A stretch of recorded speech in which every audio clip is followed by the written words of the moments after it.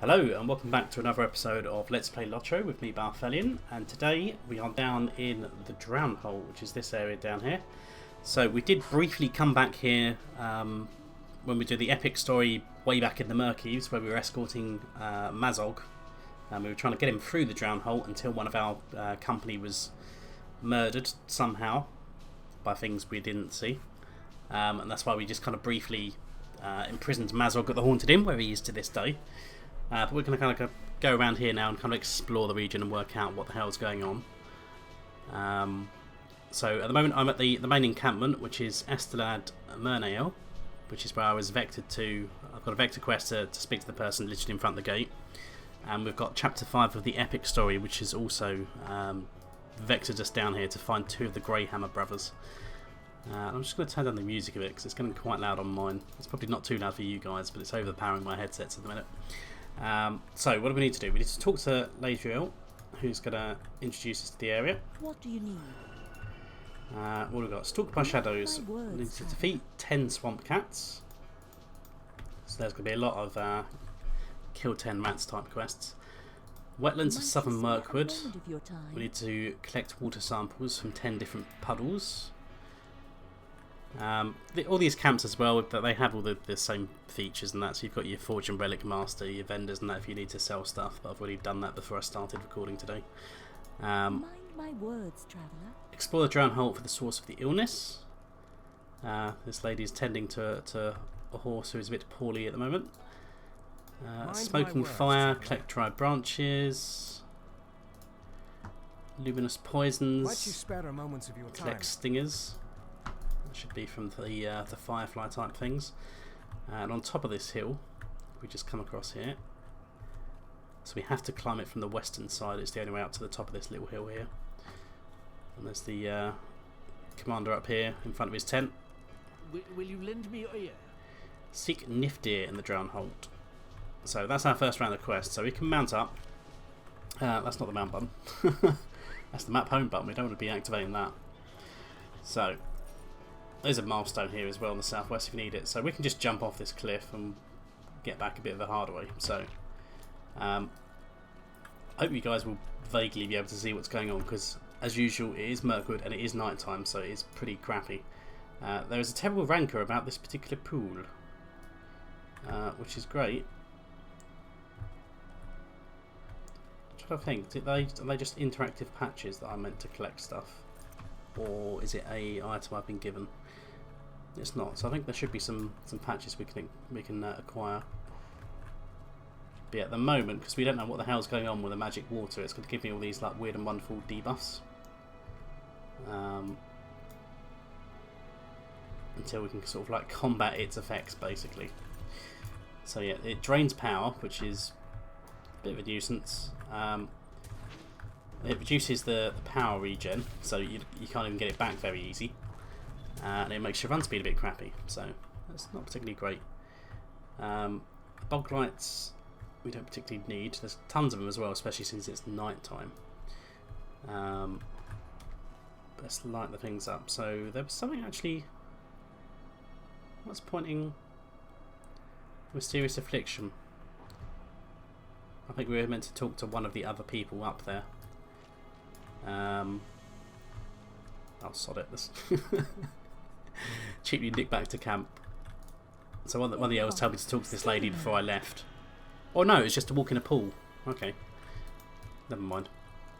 It's been ages since I did Mirkwood. So now that we've gone in the pool, we know this water's bad. She said go forth and collect some herbs, but she didn't explicitly say go collect Aphilus. So full credit to her for that one. So we don't have to go through the usual thing of go collect Aphilus. What's Aphilus? Have you had a king's foil? Ah, but 'tis a weed. It's like, come on. We've had this conversation with like every character. Especially as we go like deeper into the south and like Gondor and all that. Right. So we want to kind of go basically southwest, basically, but we're in a nice area at the minute. Plants, herbs, luminous stingers. Maybe it is the bog lights that drop them.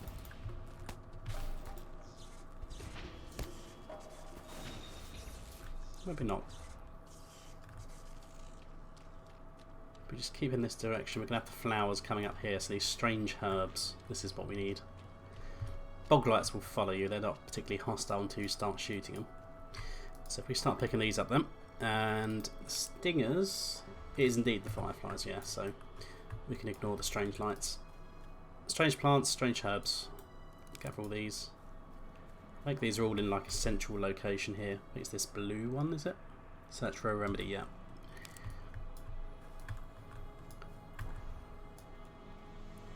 I think again there's going to be more than we actually need as well, so don't worry if you think you might have missed some. But worst case, just kind of go east and west along here. You should find plenty enough. Even if it is kind of slightly skewed, because it's the blue smudge or whatever colour it is for you guys is probably a slightly bit further north than where it actually is in the world. This chain of islands. But if you've got floating names on, it should be easy enough to spot. I've only got 4 of each. Jesus, this is going to take some time. Yeah, hopefully my voice holds up today, given that I've discovered in recent days the reason for my ill health has been apparently got tonsillitis, so that's why I've been rather under the weather and a bit coffee and spluttery. But my voice is holding up well today, so I thought I'd sit down and do a recording session. Hopefully it will last the better part of the 2 hours that we spend in this place. Otherwise, yeah, I might have to stop halfway through, but we'll see. So, I think let's run out of plants over on that side. I think if we mount it up, we don't get the run speed penalty because it won't apply to the horse. So that's a way of moving around a bit quicker. I don't think any of the water's too deep in this area. You might struggle a bit more as like a hobbit or a dwarf on a pony. I think it's generally pretty shallow water. Swamp cat, I think we need that. But let's just finish off with these plants.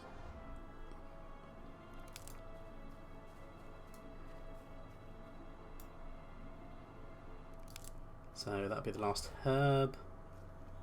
There we go. So the water samples are glowing patches inside the ponds that we have to interact with.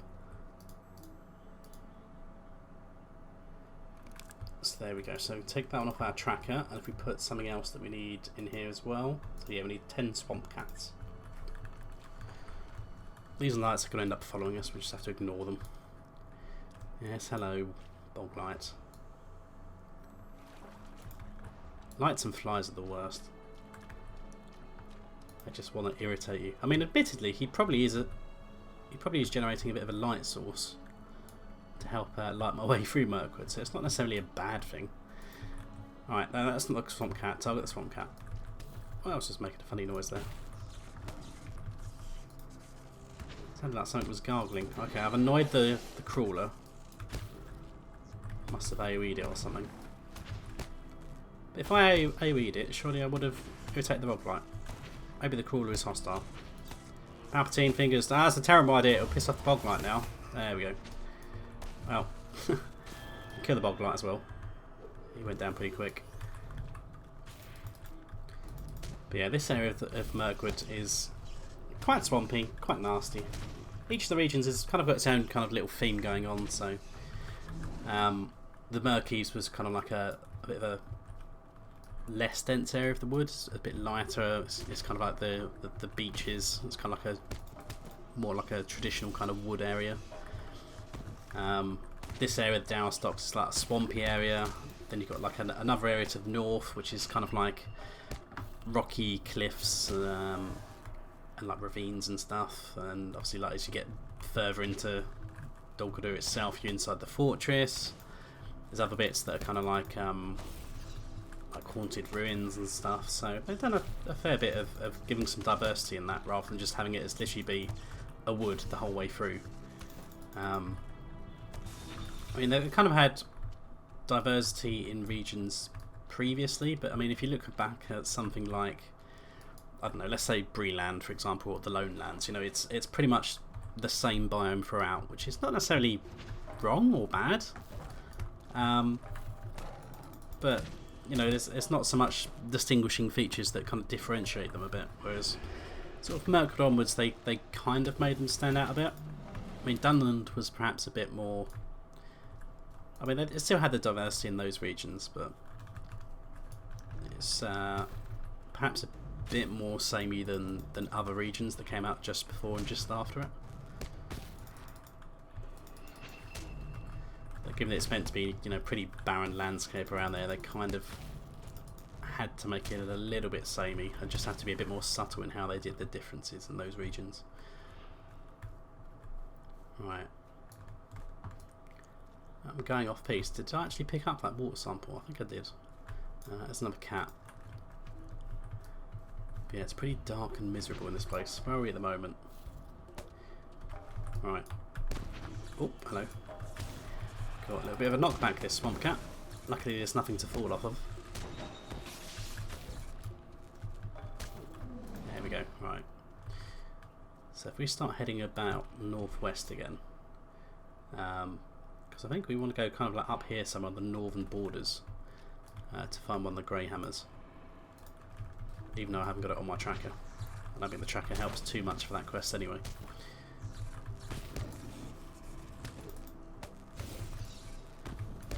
Right, 5 cats. I need the firefly, so I'll just come and get him.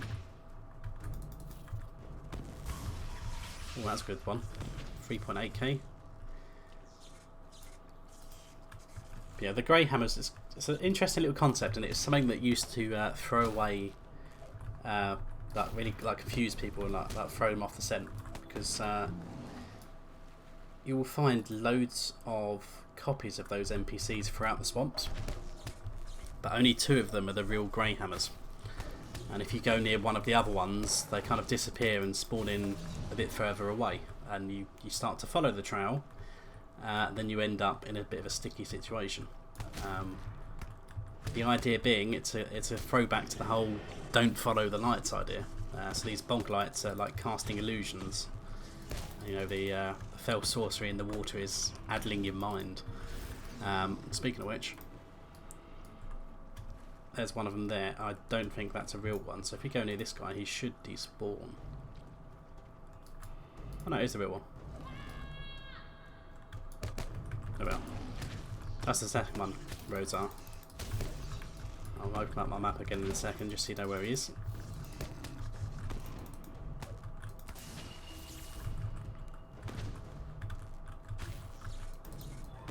That must be a bit further west than I thought it was anyway.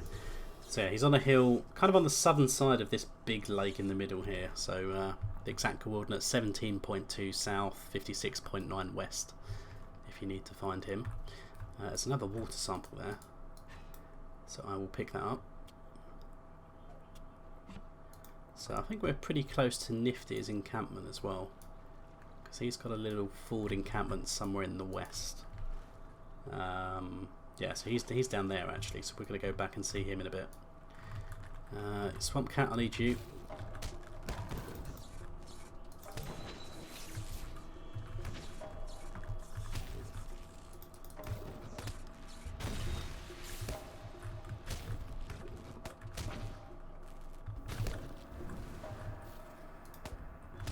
There we go. 10 out of 10. Right, so that one's done. No more swamp cats. Still need the firefly. I get the feeling as well, it's my post-processing off. I think I turned it off earlier. I was murdering the watcher. There we go. So now the water actually looks a bit more watery rather than just gunk. Sadly, I've been ganked by a swamp cat, so I have to kill one more than is absolutely necessary right now, but hey ho. That marsh firefly is just going to get an epic conclusion straight off the bat because I'm already charged up for it. There we go, 4 out of 8. Where are we going now? So we're going to go a bit further north. I think the quest directioning is a bit better now, because before it used to tell you look generically in the swamp, like anywhere around the big lake. But then again, I have found one of the grey hammers, so maybe it was doing that before, whereas now it's saying he could be, you know, either up here in the north bit, or he could be here, or he could be here, like north or east of the other encampment. The answer is at the most northern part. So if we just keep going up here and try not to get ganked by these swamp cats. What's that? Marsh firefly. Come here, you.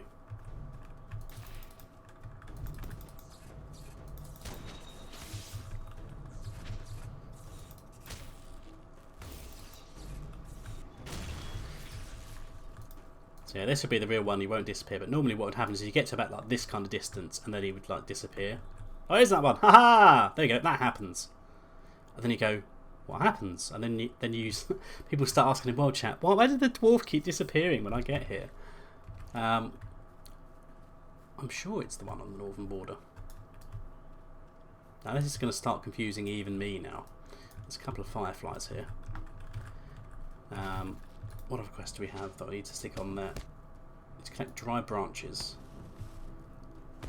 And the other 3 are done, so that's the only 5 we've got left.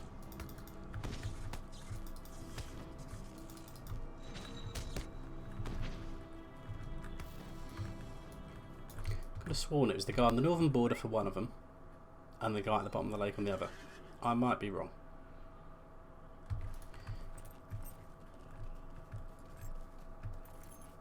Maybe it's the guy east of Nifty's camp. We'll see. So we start heading back down south then. I swear it's oh, I'll turn the names off. There we go. The those worms are making like really weird like sucking noises, just going or something like that. Right, I want the rich cousin skull and I want the firefly, so let's dismount here, hope the battle cat runs away, which he has.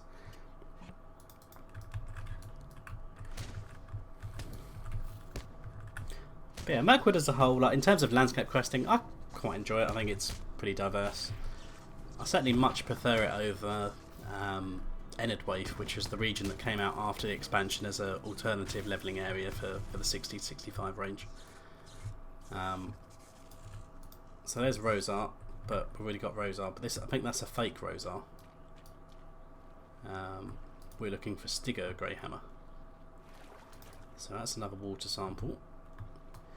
Yeah, Enedwaith, I think it's fine as an area.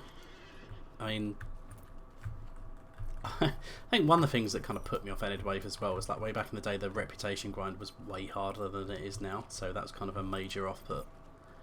I mean, the instances that came with Enedwaith, even though most of them were not in Enedwaith itself, were fantastic. There'd be no doubt about that. In their absence was like, I don't know, it might even be my favourite instance cluster ever in the game, to be honest. The funny thing about Mirkwood is that when it came out, loads of people were really salty about it, and they were just like, oh, it's nowhere near as good as Moria. Moria gave us a bigger area. Moria gave us 2 new classes.